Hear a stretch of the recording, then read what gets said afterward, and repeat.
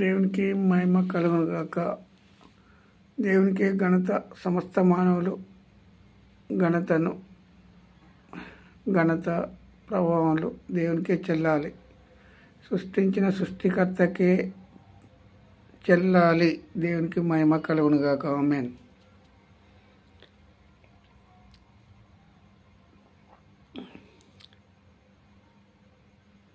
ఇరవై వచనం నుండి 3వ అధ్యాయము, రోమాపత్రిక 3వ అధ్యాయము 20వ వచనం నుండి. ఎలాగనగా ధర్మశాస్త్ర సంబంధమైన క్రియల మూలముగా ఏ మనుషుడును ఆయన దృష్టికి నీతిమంతుడని తీర్చబడడు. ఏ మనుషుడు తీర్చబడడు.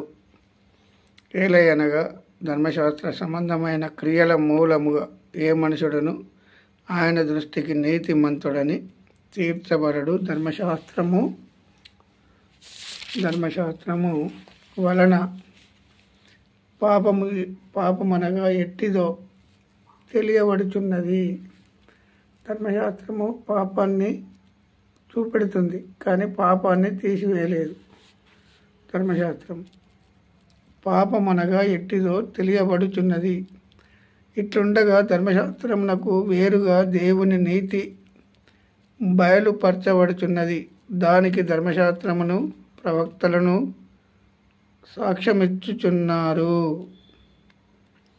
ధర్మశాస్త్రమును ప్రవక్తలను సాక్ష్యమిచ్చుచున్నారు. అది యేసుక్రీస్తునందలి విశ్వాసమూలమైనదై నమ్ము వారందరికీ కలుగు దేవుని నీతి అయ్యున్నది. దేవుని నీతి అయ్యున్నది. దేవుని మాటలు ప్రతి మానవునికి అంత తొందరగా అర్థం కావు. దేవుని మాటలు, దేవుని ఆలోచన, దేవుని క్రియలు జరిగించువాడు దేవునికి యథార్థవంతుడు. నమ్ము వారందరికీ కలుగు అది యేసుక్రీస్తునందలి విశ్వాసము మూలమైనదై నమ్ము వారందరికీ కలుగు దేవుని నీతి అయి ఉన్నది. దేవుని నీతి అయి ఉన్నది. నమ్మే ప్రతి వానికి నమ్మాలి. దేవుణ్ణి ముందుగా నమ్మాలి. దేవుణ్ణి విశ్వసించాలి. దేవుణ్ణి విశ్వాసంలో కనుక లేకపోతే మనం వ్యర్థులమే. దేవుని మీద మనం విశ్వాసం ఉంచాలి. సృష్టించిన సృష్టికర్త మీద విశ్వాసం ఉంచాలి ప్రతి మానవుడు.